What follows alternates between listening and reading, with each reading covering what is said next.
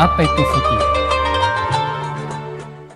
Futur berasal dari kata fataro yafturu, futur. Artinya tenang, reda, lemas, lesu. Kemudian secara istilah futur ini adalah bahwa daun, penyakit. Penyakit yumkinu ayusiba ba'dul amilin.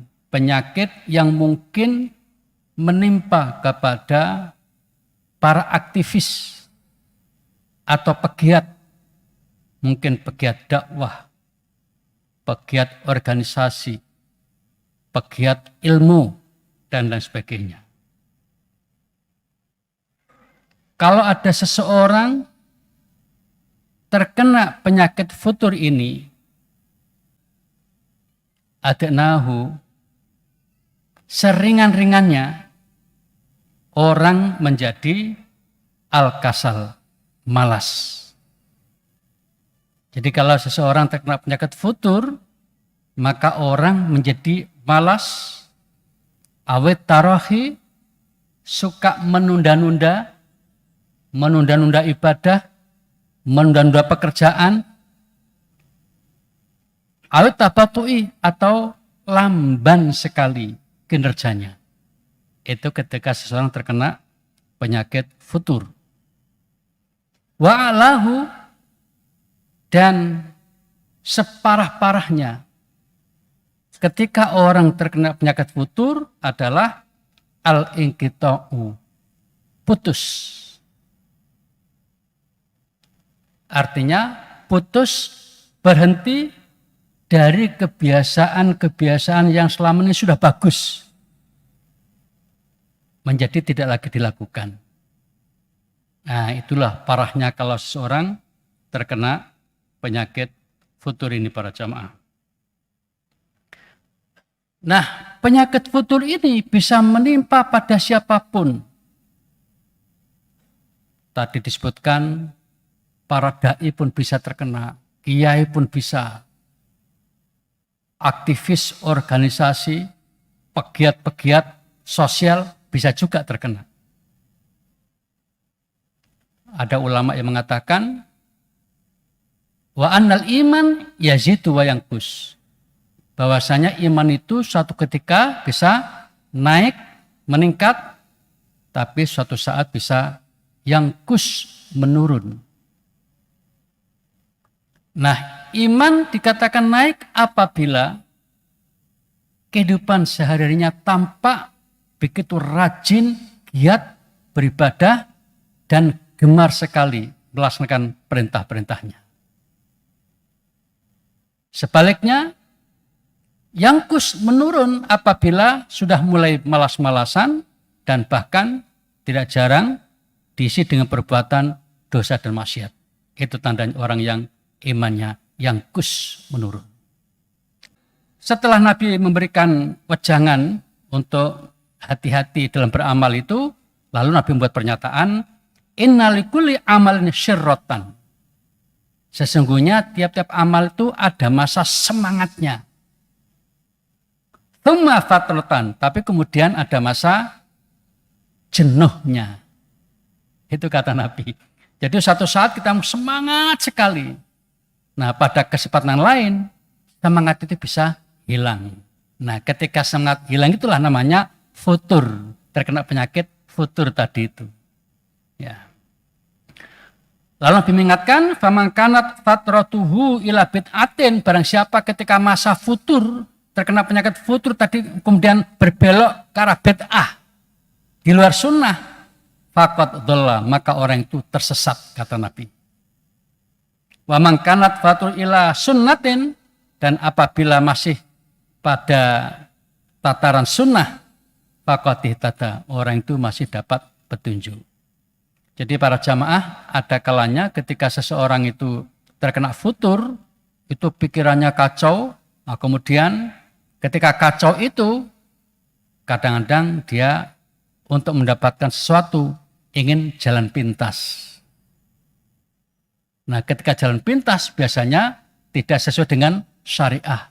Sangat sekali beribadah, setiap malam tahajud, Senin Kamis puasa, pertengahan bulan juga puasa, bahkan nyoba puasa Daud, sehari puasa sehari tidak. Tapi dia mikirkan dia dan keluarganya, kenapa aku kok nggak bisa kaya-kaya ya? Bisa jadi mikir yang macam-macam kan? Nah, mungkin dapat bisikan dari teman-temannya supaya melakukan dan itu, diantaranya ketika membuka internet ada namanya judi online. Nah, itu kalau pas dapat untung, dapat harta banyak. Akhirnya dia mengarah ke situ. Ya sudah, saya coba, siapa tahu itu nasib saya baik. Itu namanya pikiran yang melenceng. Di saat dia tadi futur, pikiran kacau, setan masuk membisiki untuk melakukan hal yang tidak baik. Inilah yang dikatakan Nabi, ketika dia futur, malah dia mengarah kepada bid'ah atau sesuatu yang tidak sesuai dengan sunnah. Akhirnya dia dhalla, kata Nabi, tersesat. Sebaliknya, ada orang yang ketika terkena futur, terkena penyakit futur ini, dia hanya berkurang saja aktivitasnya. Jadi misalnya kita bayangkan setiap hari dia tahajud, tiba-tiba males, sehingga tahajudnya tinggal 2 hari atau sehari saja setiap pekannya. Nah, ini sudah mulai kena futur. Tapi dia masih lurus, tidak berbelok kepada bid'ah atau kemaksiatan. Nah, kemudian bisa juga ketika dia hari-hari suka melaksanakan sholat sunnah qobliyah ba'diyah, lah pada saat ketika futur maka qobliyah kurang, ba'diyah kurang. Tapi yang wajib tetap dilakukan dengan baik. Itu masih dianggap aman. Tentu saja aman seperti ini ya nilainya kurang, pahalanya kurang. Apa penyebab orang terkena futur? Orang bisa terkena futur, penyebab pertamanya adalah karena hilangnya keikhlasan. Keikhlasan. Apa itu ikhlas? Ikhlas adalah ketika seseorang itu beribadah, yang diinginkan hanya Allah yang menyaksikan ibadahnya itu. Yang diinginkan hanya ridho Allah ketika dia beribadah itu. Itu ikhlas. Nah, ketika keinginan yang fokus untuk mendapatkan ridho Allah ini mulai berkurang, menurun, bahkan hilang, mudah sekali kena futur. Ya kayak tadi saya contohkan bahwa dia beribadah ini yang seharusnya untuk mendapatkan ridho Allah, tapi dia punya pikiran macam-macam. Dia melakukan sesuatu, ingin dilihat orang, ingin dipuji orang. Suatu ketika dia melakukan kebaikan, kok enggak ada yang melihat, enggak ada yang memuji, patah arang dia, semangatnya hilang. Nah, disitulah futur terjadi. Intinya apa? Keikhlasan hilang dalam amal dirinya itu. Karena itu maka ya harus kita coba untuk menjaga keikhlasan ini. Kemudian penyebab kedua adalah berlebih-lebihan dalam beramal. Nah, tadi Nabi mengingatkan kepada sahabatnya yang berlebih-lebihan dalam beramal.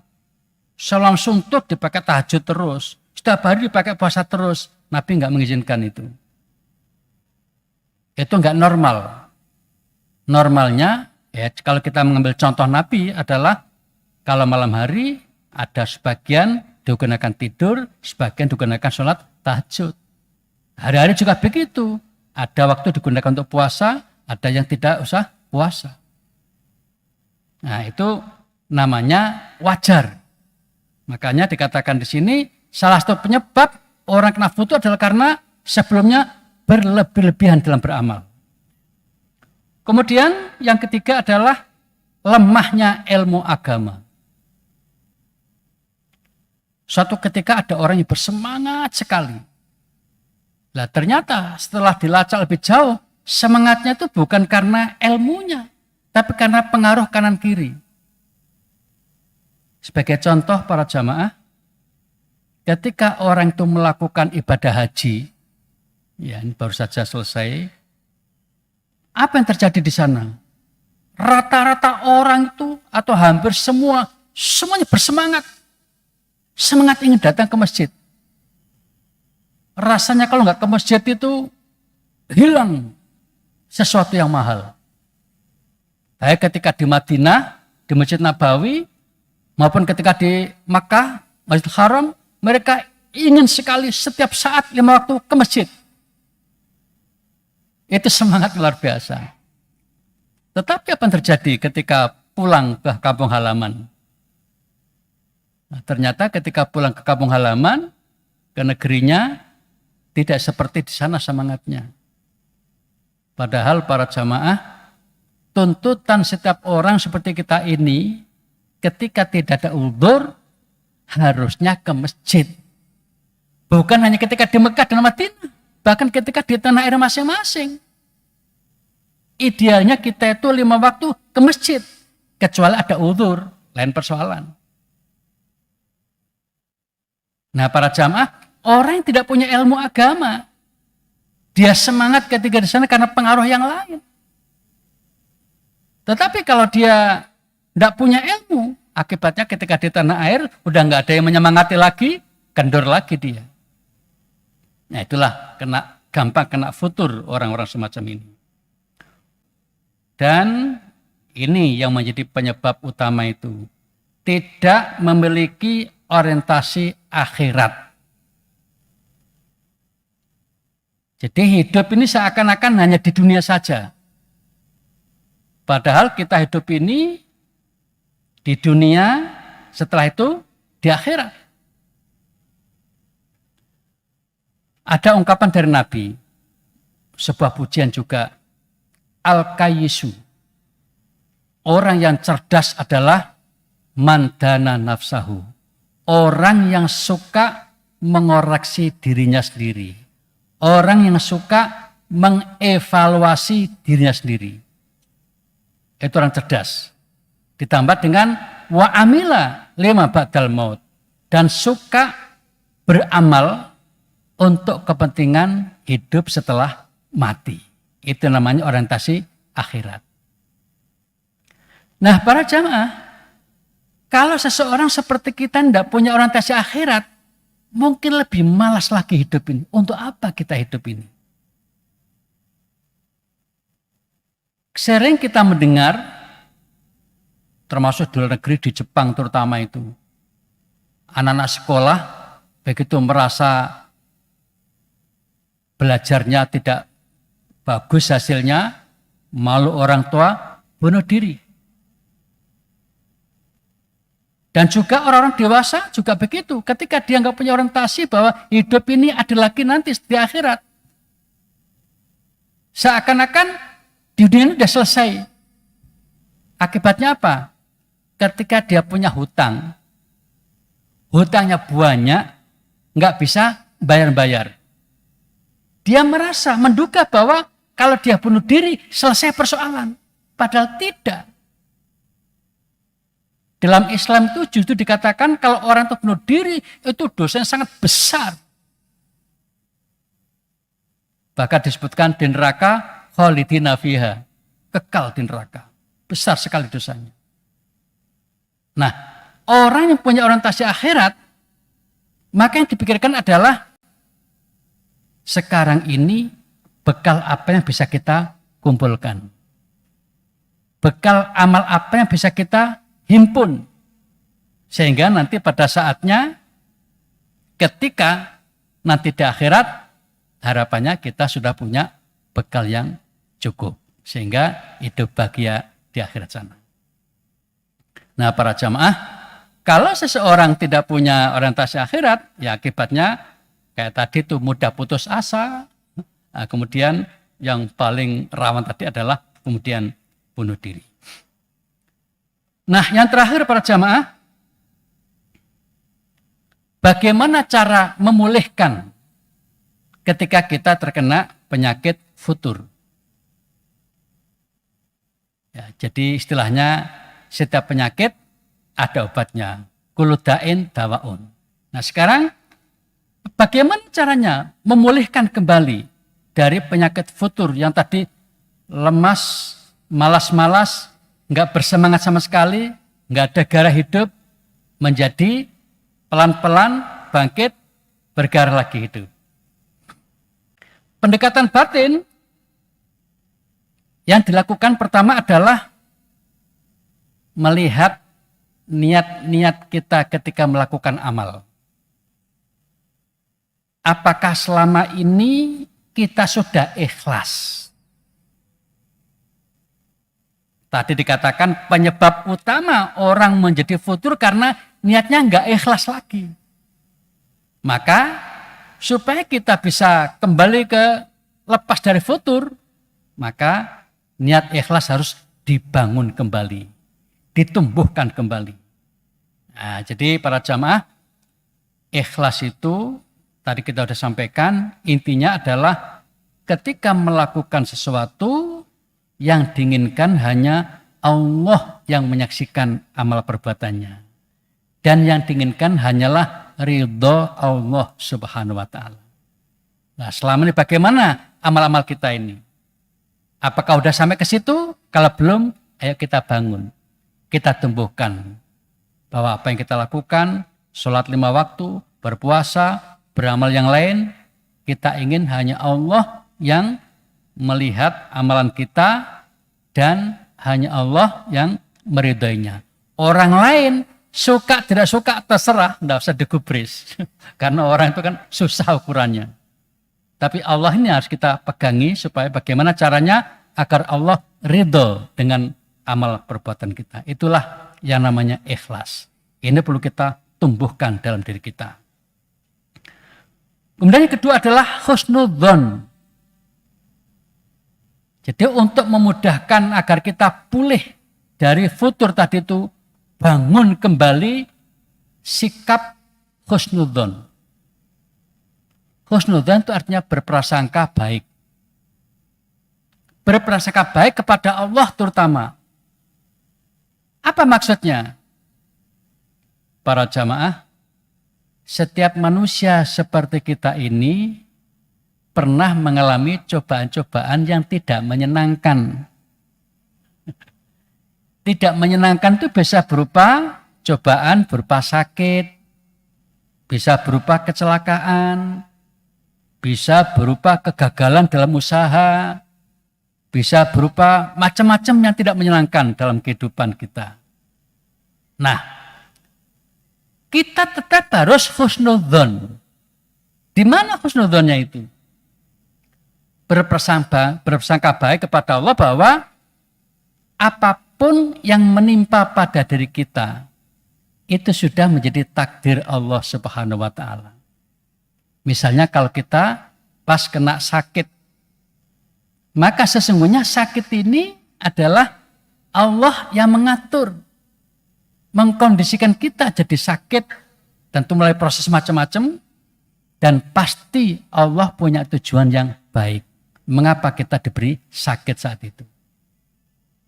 Ketika usaha, suatu ketika gagal, jangan dikira bahwa itu adalah sesuatu yang sial selamanya. Tidak. Allah mengingatkan kita pada sesuatu. Allah punya maksud baik pada kita.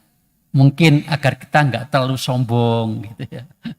Agar kita tidak adigung-adiguno, sopo-sopo. Jadi sengaja Allah memberikan kita itu sakit atau kegagalan tertentu agar kita cepat muhasabah, evaluasi diri. Nah, jadi para jamaah, lalu bagaimana ketika kita sakit? Ya, jangan sampai mengucapkan kata-kata yang menunjukkan Allah itu tidak baik. Misalnya begini, kadang-kadang kita itu merasa tidak nyaman ketika kita sakit dilihat teman-teman. Ada ungkapan orang sakit itu kakek dosa. Ada yang begitu kan? Nah, kadang-kadang muncul ungkapan dalam diri kita itu. Misalnya begini kalimatnya. Ya Allah, aku ini salah apa? Kok sampai mendapatkan sakit seperti ini? Coba kalimat itu. Kalimat itu seakan-akan menyalahkan Allah itu. Ya Allah, aku ini salahnya apa? Dianggap Allah nggak ngerti kan? Ini bisa terjadi pada kiai. Bisa terjadi pada seorang ulama, bisa terjadi. Ketika imannya lagi yangkus. Nah, lalu bagaimana seharusnya? Hindari kalimatnya tadi itu. Tapi sebaliknya kita mengatakan seperti ini contohnya. Ya Allah, jika aku sekarang ini sakit, aku yakin pasti Engkau punya rencana baik untuk saya. Ini kan beda ya. Jadi tetap bersangka baik, husnudzon kepada Allah. Ya Allah, aku yakin Engkau tidak akan berbuat zalim kepada hamba-Mu seperti saya ini. Jika sekarang saya ini menderita seperti ini, pasti Engkau punya keinginan yang baik untuk saya. Untuk itu ya Allah, berikan aku tetap kuat iman. Berikan aku tetap bisa bertahan menghadapi sakit ini. Berikan aku kekuatan untuk bisa sabar. Beda dengan yang pertama tadi. Yang pertama seakan-akan menyalahkan Allah. Yang kedua ini tidak. Bahkan ada ungkapan, ya Allah berikan aku kekuatan. Sehingga nanti tambah energi positif mengalir dalam dirinya. Nah, yang diinginkan berikutnya adalah yang ketiga, sabar. Para jamaah, banyak orang mengalami sukses besar itu karena sabar. Nabi bahkan pernah bersabda, wa'lam anan nasro masobri. Ketahuilah bahwasanya kemenangan itu setelah kesabaran ditempuhnya. Jadi para jamaah, kalau kita ingin kembali dari futur ini, supaya lenyap futurnya, penyakit futurnya ini, maka yang pertama membangun keikhlasan dalam hati kita. Yang kedua, berusaha untuk bisa husnudzon kepada Allah apapun yang menimpa pada kita. Dan yang ketiga, tetap sabar.